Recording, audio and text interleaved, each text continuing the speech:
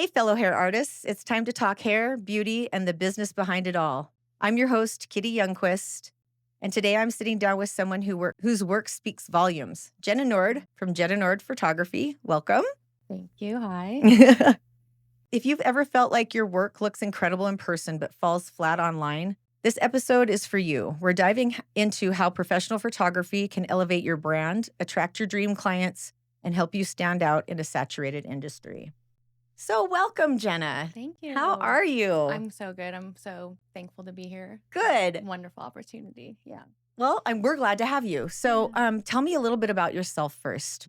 How I got into photography, I'll just start there, is I was a mom of 3 heading into being a mom of 4, and I had my last birth photographed. Yeah, actually by my sister, who was a charge nurse in OB and delivery that day. And she just asked, "Hey, do you want some photos while I'm in here with you?" And I said, "Hey, why not? That'll be really cool." Your 4th child too. Yes. Okay. Yeah. Never considered it before, didn't even know it was a thing, but it was, my sister point and shoot camera. I thought this is a great opportunity.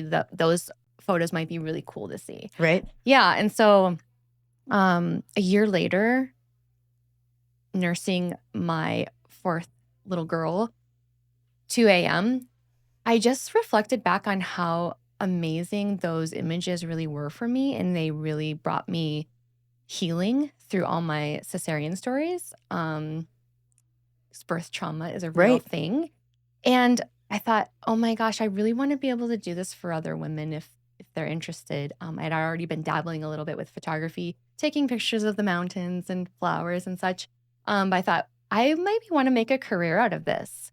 And so that was the beginning, is really wanting to serve Missoula women and families to be able to see their birth story for healing and celebration. Real, yes, because it's always such a celebration, but you always forget, I guess not everybody forgets. I think women forget because the birth story, there's such a beautiful thing that happens after the baby arrives that sometimes you just really forget about how difficult the arrival really was. Oh, yeah.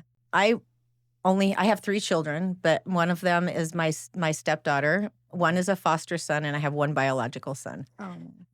He came, my water broke at 3:30. I had my first labor pain at 6, and my best friend was driving from Kalispell to Libby, which is only 90 minutes. Yeah. And I had him before she was there. Oh my gosh. So that was a precipitous I was birth. literally in labor for 2 hours. Wow.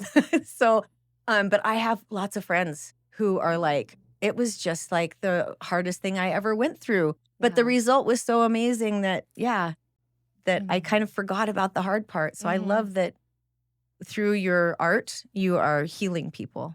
Yes, absolutely. I love how that. I see it. And that's really the testimonials that definitely I get back, is that a lot is lost, like you're saying, in the birth space, because women lock in and hormones and everything that's going on, you're not really a witness to the story. And so if women want that, it's really amazing to have a professional birth photographer. I think that that's beautiful. So is that kind of your niche?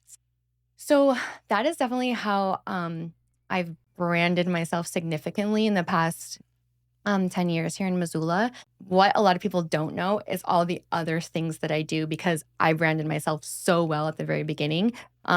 But I do everything from weddings to then the whole scope of womanhood, which would be maternity, birth, postpartum, family, newborn. And then I've recently, in the last 8 years, extended that into a ceremonial boudoir session that I do, as well as women's retreats. So you kind of just do a little bit of everything. Yeah. And so how I'm going to drag you into my podcast is we talk about everything beauty and hair and art here as far as that goes. So you got the art. Photography is part of beauty, correct? So I guess my next question would be, why do you love photography and working with professional people on the professional side as opposed to like doing the birth and marriage and wedding and stuff? Yeah, well, it's more directed, for one, and I love supporting small businesses. Specifically, the type of businesses that are magnetized to working with me are women, and they often are creating a ripple effect within our society, within our local neighborhood, right? So they're doing something, empowering women in some way, one or another. And I love working with women in that capacity because I want to be part of that. I want to be part of bringing their voice forward to be part of that ripple effect. Right. And I get that. Yeah. I actually have to stop myself because sometimes I forget that I have Boone in here. And I mean, I have probably one of the biggest salons in Missoula, and I have one male that works for me. And I have to stop myself from saying women all the time and remember to call Yes. him an artist or a stylist Yeah. because Boone is just as good or just as important as any of the girls, but we are such a female-based business that I forget to open up and expand and include him. He never complains though. Well, that's nice of you to touch on that. I though. think Yes. if it was opposite, I'd probably get a lot more complaints. Yes. But anyway, I just thought I'd throw that was in fair there. of you, yeah. So let's talk a little bit about why photography is important for hairstylists and artists. So we all are pretty aware of brand photography, Right. and with social media, having imagery that really tells your story. Because at the end of the day, much like any other type of niche that women are working with humans and creating an impact, it's about your connection. And so for a stylist that's also an artist, right? You're wanting to relay a story about who you are and what it feels like and looks like to work with you, to create that connection, to create that trust and integrity. I think that that's super important. But also, one of the things that I've noticed, and although I didn't work with you in particular, I have a good friend who's also a photographer. And I really think that when I leveled up as a hairstylist, as being more professional, I was so frustrated because I would do this beautiful work and create all this great work, and I'd try to document it along the way with my iPhone. Yeah. And my pictures never, ever looked like they looked in real life. I couldn't get like the visual that I was seeing to come across the phone. And until I actually worked with a photographer and learned a little bit about lighting and a little bit about this and a little bit about that. So could you talk a little bit about those things and why they're so important for a hairstylist and why we're not capturing things like we should on an iPhone? Sure. So, I mean, to be fair, like you're saying, you could take things with your phone. And I, this might not be a popular opinion, but I do like to say that there is a time and place for that. Yes. And I think that like a day-to-day and behind the scenes, and for story purposes on social media, phones are great. Especially for like reels and video. Yes. But because you're just wanting to capture real and like live streaming types of things. I guess what I'm talking about is that really great popping after photo that has all the right dimension and all the right light, and it's not too warm and it's not too cool, and it Right. And that's what the importance is of working with a professional photographer, because they have the gear and they have the lighting and they have the knowledge to really capture what it is, like you're saying, really the depth, the richness of what you do, the details. And so having something really polished, that's what a professional is going to deliver for you. Besides, apart from using a phone, that's not going to do exactly what you want it to do, for sure. Right. And so that kind of brings me, that's what I did is when we started Mirror, because Fabric's been here for 13 years. I don't know if you know our history. I've worked here. I've been with Fabric since 2015, and they opened in 2013. So, and then I bought it from Lisa Gregory in 2023. So I've been here and went from just like being a co-stylist to being an owner, and that's kind of hard to do. And also then when I bought Fabric, then I opened the Mirror side, which is our extension lounge, and that's where all of our extension clients go. So I have 2 websites that I keep up, and Fabric and Fabric and Mirror are 2 kind of different feels. They're just like Fabric houses all of our eclectic, awesome artists, and we have so many people. We have Boone, who's our man, and we just have a lot of different personalities and a lot of different people, and I want to celebrate that because I don't want to be the Stepford Wives hair salon.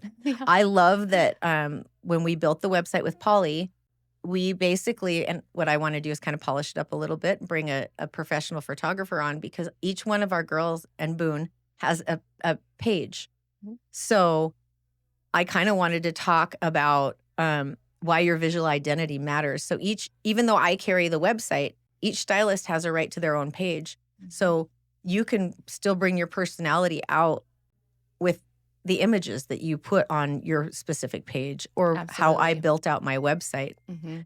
Yeah, I think that it's really important to have that first image of you be just super professional. And authentic. Yeah, authentic, and just the lighting needs to be on. The editing needs to really hone in on your brand. And then you can use supplemental images to start to break apart from everyone else to really show like who you are and your character and what's like spicy about you. But I feel like that initial image should just really be like, this is me, it's polished, and I'm a professional. It's Yes. always you always just are wanting to relate, I'm a professional and you want to choose me, I'm high end. Right. Yeah. And you only have one chance to make that first impression, right? Absolutely. So it's like that first, like when they click on your page, it's like that first video or image that pops up is kind of what sticks in people's minds, I think. Yeah. I mean, I think you're saying it. The landing page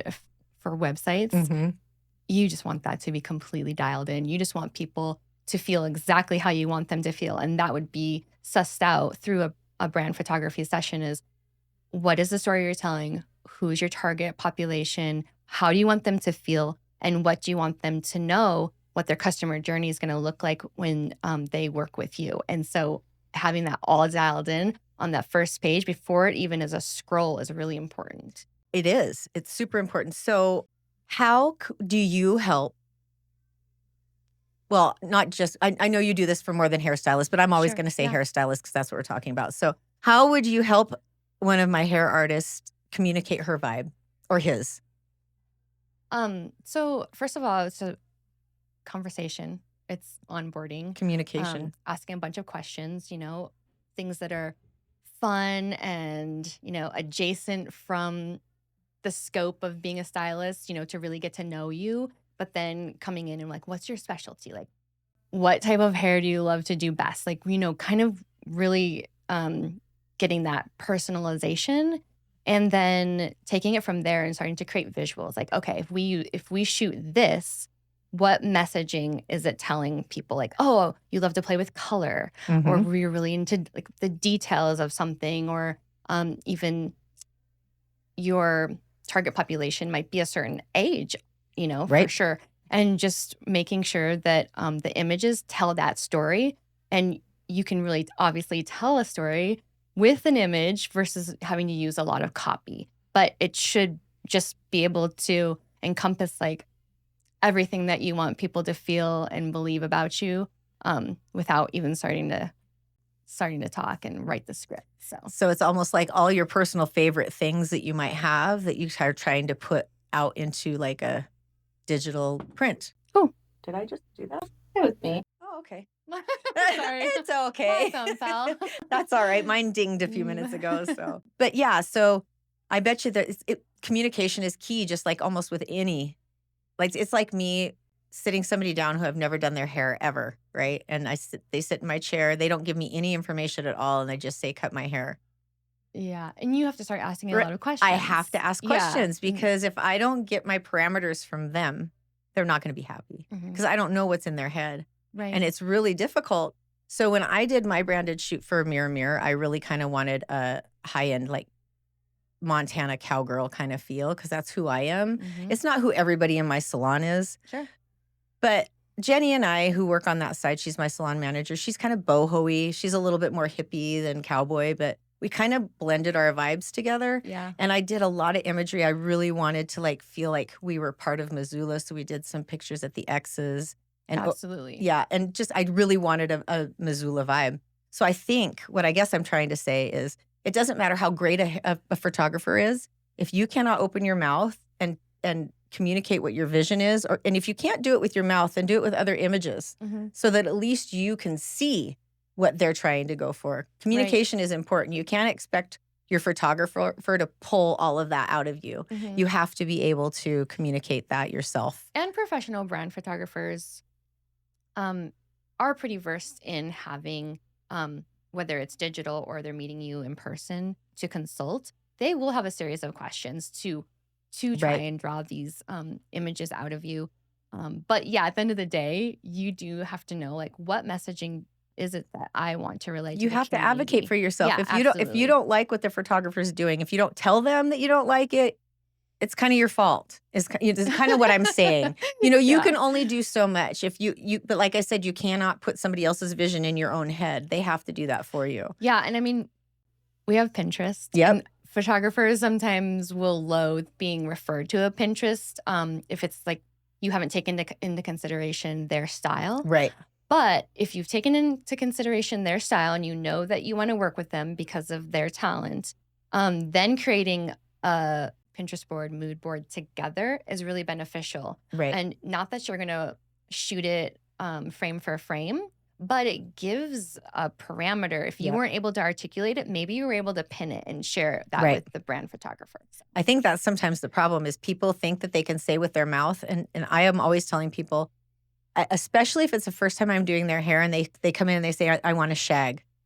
Well, if she's 60, her shag is going to be different than somebody's 14. Yeah. Yeah. Like, that makes sense. so you can't just give me a word. Mhm. I have to see what your shag in your head looks like. Otherwise, I'm going to do the shag that's in my head. Yeah.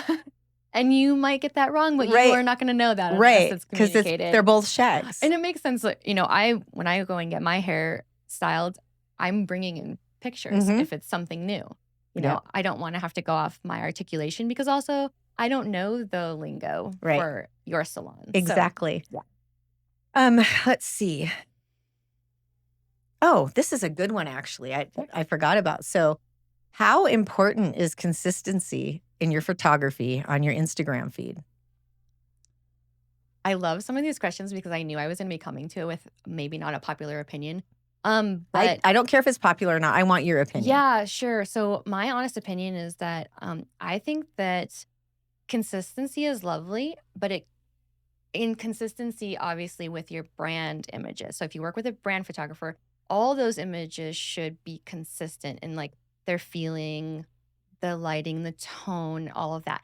But as far as everything else that you might add to supplement and support, um, I think it's more about connection and your authenticity. And so I love to actually tell my clients, hey, work with a B-roll. I'm saying B-roll is like you're just kind of off the script photos, the ones that you're taking from your camera, the behind the scenes, Yep. silly things that happen in the salon, whatever that, really represents you and how you want people to take you in. But I think that people's accounts that are a combination of the like really dialed in and polished images and then just off the cuff trueness is what really magnetizes people to be interested and like stay actually on your page. I agree. So I Yeah. wanted to say, if that's not a right answer, I agree with you. Mhm. I actually went to some marketing schooling where they insisted that everything looked pretty on the outside. But I don't think that everybody wants to see a false pretty. I mean, I feel like people want to know who I am, the good, Yeah. the bad, and the ugly. Mhm. And I feel like pretty pictures are okay. And people will look at your pretty hair pictures, but that doesn't engage them. No. I feel It like makes you more human and people want to know the yes, human. I think authenticity is the word that is key here. Mhm. I think honestly, authenticity is probably one of the key words for life. Yeah. You have to walk through life authentically. Mhm. And if you aren't in authenticity with yourself, you can't be in authenticity with other people. Mhm. So I think that learning how to do that is like key, but especially in your marketing, because nobody wants to be sold to. I'm going to tell you what I do. Yeah. I've been doing this for 34 years. I'm a great hairstylist. I could preach that to you all day long. But unless you want to sit in my chair, that doesn't do me any good to sit here and tell you how great of a hairstylist I am. I'm really actually more interested in knowing what you do for photography instead of me like trying to sell you onto coming and sitting in my chair, right? Yeah. So I feel like if you're not authentic and you're just sell, that's not. I literally lost a doctor last month because I felt sold to too much. I'm like, I'm not coming here anymore. Yeah. This is not what I'm coming here for. I'm coming here for a specific thing. And I come here and you try to make me do something else or try to talk me into doing something else. And I really am just interested in this one thing that I already am talking to you about. So how you ended up feeling is not heard. Right. And that we're absolutely going to lose And like clients I when we wasn't don't hear valuable them. anymore. Yeah. I was only valued for the money I was spending there, not for the time and the effort that I was putting into this commitment with this doctor that I wanted a two-way like street with, right? Yeah, absolutely. It's the same thing with anything, any other business that you go into, whether it's hair or photography, you got to have a good rapport, I feel like, with whoever you're working with. Yeah. And I mean, obviously, like a lot of things happen in the chair, right? People come in, you become their support kind of counselor. Their therapist. Yeah, their therapist. But if we talk about marketing, and I'm sure you've learned this, it could be like you decide what things you can speak on, right? To become the professional, the expert in that area. And then you could stay consistent in that way. So maybe it's you are an expert on color, and then you're also a golden retriever mom expert. So you have these different buckets that make you more human, and then you stay consistent within those. Now, if you go completely off brand, that can definitely like lose you followers. But going off brand when someone's in your chair is super safe because they are here for you and they want to know all about you. But in the marketing world, you would stick to those like 3 to 5 buckets. Yes. And then keep piecing them in here and there. Or you can fill from one to another and like you can mix them together. There's a lot of times, like, especially when I'm out on vacation, I'll see something or somebody and I'll like video myself or whatever, or I'll take a video of something and it has nothing to do with hair, but I always can like turn it around to have something to do with hair. Yeah.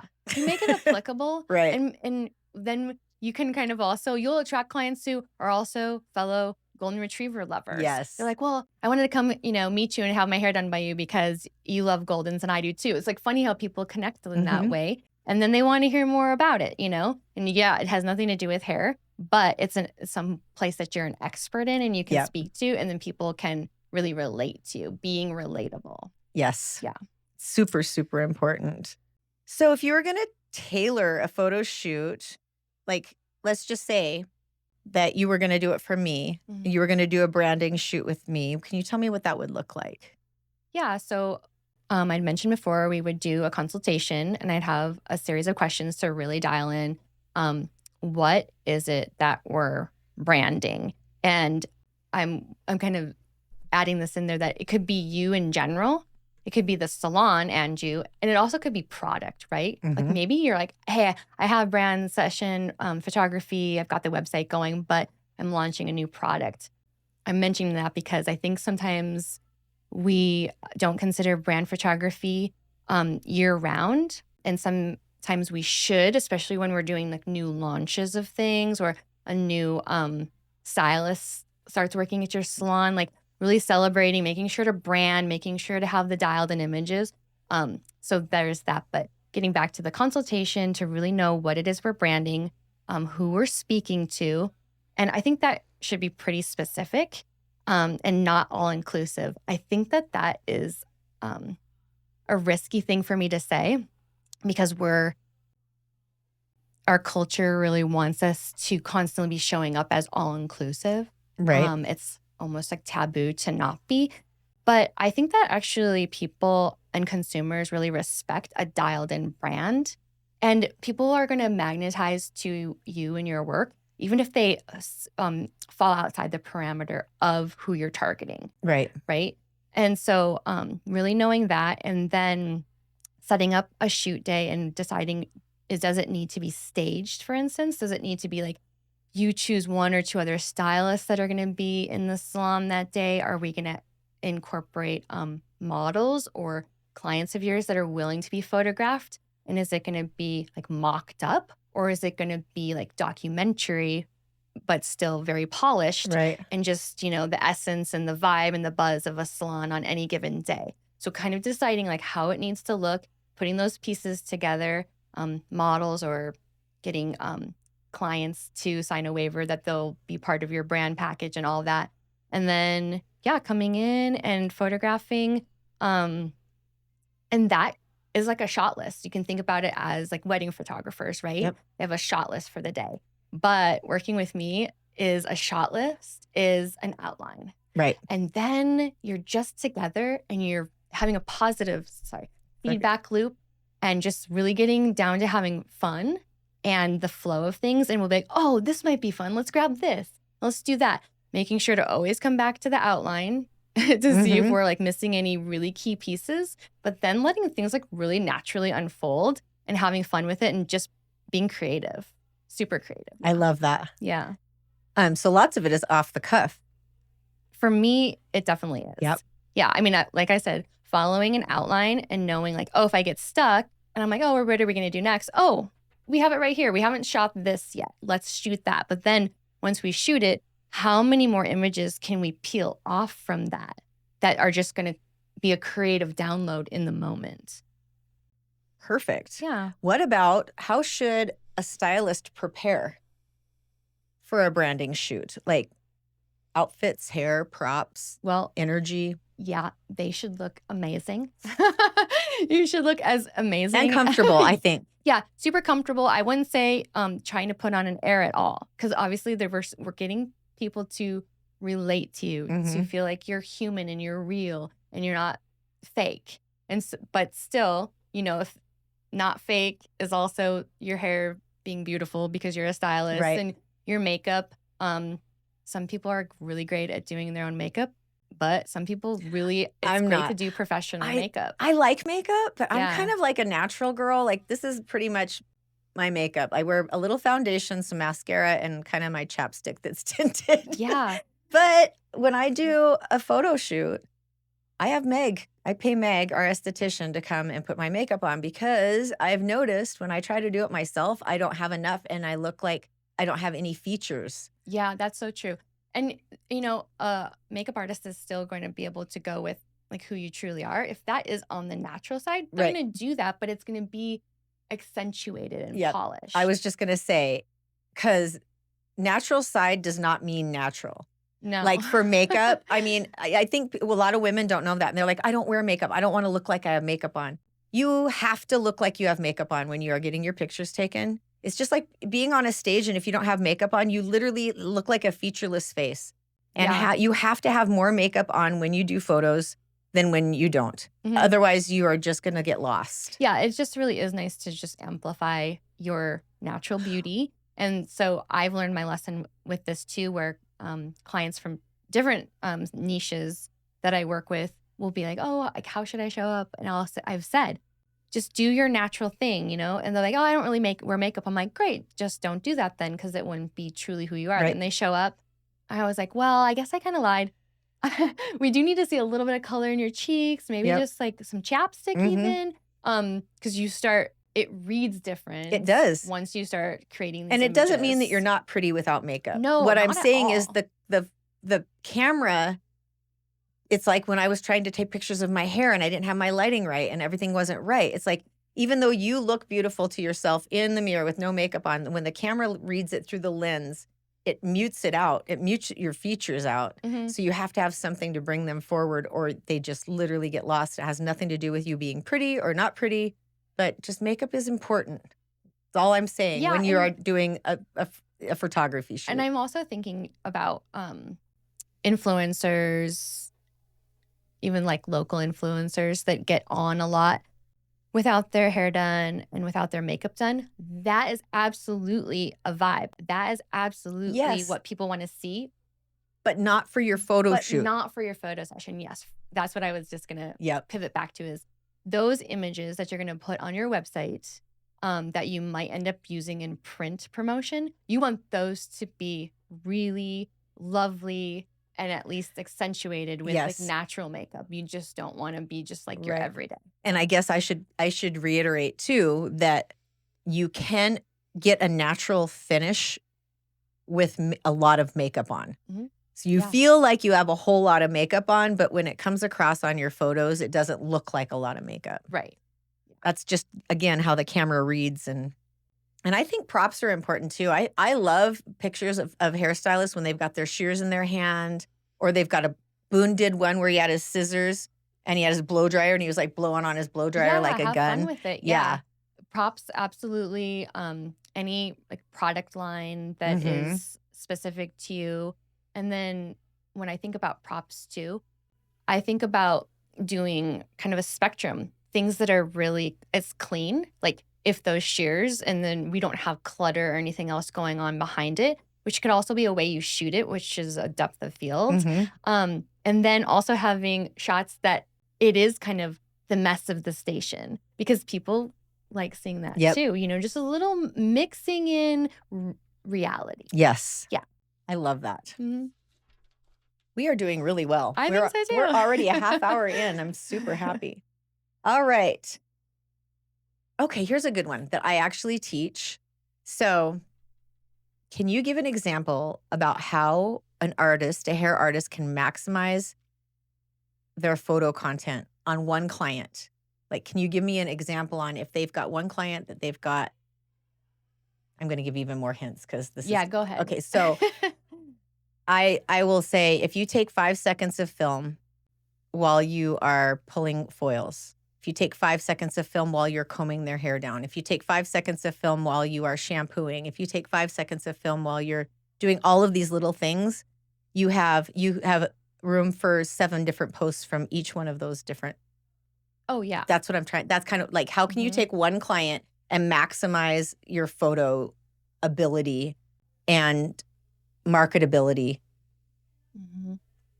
Well, I'm not sure if you're keeping that piece that you just shared with me, but like what you just explained, but using those images obviously in every form, like on stories, reels, posts, and then also in video and photo too. You could take like a still out of that video too. Yes, yep. And that's what I was going to mention. Like if you're doing video, no, that's okay. Then you can pull still frames from the video, and then even thinking about cropping. So I've been recently playing with going back to some of my old imagery and just playing with a crop to tell like a different side of the story, or to get people to look like deeper within to the picture. And so for you stylists, you know, it could be pulled back, it could be hands and like hair, but then like getting in really close. And maybe it's then like eyelashes and just the tip and of the shears, you know, just starting to play with cropping to create more images from just the first set that you got, for sure. Did I answer that question very well? Yes. Yeah. That's kind of what I was kind of leading you with that question, so I apologize. No, that's But I okay. guess my point that I was trying to get is you can take one client and get 7 days worth of content just doing one color. Oh, yeah, absolutely. And just thinking kind of, you might overshoot it. Like some, you know, we're like, oh, don't overshoot this. But if your client's there and they're willing and they're happy, you know, you're just taking your phone or your camera and just getting like a shot here, a shot there, a clip, clip, clip, and just using those in different ways on repeat, for sure. All right. So I'm going to just go. We've got 2 little other things that I wanted to talk about. One of them is building confidence in front of the camera. So I have a lot of stylists that have a hard time tooting their own horn. And I think in this business, it's very important that you toot your own horn without being, I'm not saying be like, I'm the best, I'm this, I'm that. But if you don't tell people what your favorite thing is, or, you know, you don't tell them if you don't put out there what you want to come back to you, you don't get it as often. So you have to state, well, this is what I do and this is what I do well. This is the class that I took. You know what I mean? These are the things that will help you to grow. And one of those is being able to talk in front of the camera so that when people see you on social media that you aren't awkward and they can relate to you. Do you have any tips or tricks for that? Well, I like to do a little bit of interviewing and ask, like, what is wildly alive inside of you? Ooh, that's a great Just question. Like, you know, and then what excites you about this career? So get the artists to start to talk about themselves from a place of what really excites them, because you'll see that then. And then being able to do that and talk about that kind of starts to build that confidence and that ease, and then things start to flow better. So starting there, and then letting a brand photography professional lead it from there. You know, once we kind of establish we've shaken the sillies out and got the nerves out, and you've started to talk about, what really lights you up, I feel like the rest of the session just really comes together. I do too. And I also feel like the more that you do it, the more comfortable you become. The more that you make yourself get on camera, the more comfortable that you get with it. You and I were both a little nervous starting this. Yeah, of but course. Also, one of my favorite things to say is if you're scared, you need to just do it. Do it Yeah. scared. Mhm. Get used to being scared and doing things. And do it awkward. And if you want to, Yep. you do it and then you're like, oh, that was awful, and you cut it, fine. Or you keep it because you're thinking, hey, my clientele or the people I'm attracting might really get a kick out of this. Well, and you also, post it you have to anyways. post it so that you can see how you've grown. Yes, that's actually fun too. It's neat. People don't want to do things unless they can do them perfectly. Yeah. And I'm telling But you, humans aren't perfect, no, right? So I wouldn't do this podcast right now if I wouldn't even be on here right now if I was waiting for me to be perfect, because I have to read some of my stuff. I still think that what I have to say is important. And I don't think that people that are going to listen to this are going to be like, oh my God, she's reading that.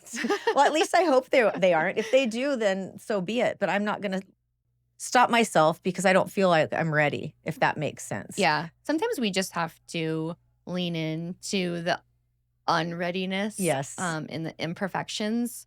And like we've kind of said, is part of, I feel like, the theme of this whole podcast so far is that people really want to see that anyways. They just really want to know the authentic you. Yes. Yeah. And that's kind of like investing in yourself and your business is super important. And that's what we're talking about. So professional photography is a smart business move for all of the reasons that we've been talking about this last half hour. This is not a splurge. I believe that this is something that is very important to any business, not just hair, but hair is my business. So that's what I'm going to talk about. So can you tell me what your branding or your take is on branding and self-care and self-belief? What my take is? Yes. When you're branding yourself, it's important to reflect and think about who you are as a person. Mhm. And why is branding yourself so important? Maybe that's a better way to put it. Why is branding yourself through photography so important? Well, you're bringing out your intrinsic values and you're sharing them with a community, which can feel really risky. But the people who resonate with that, they're going to be your best clients.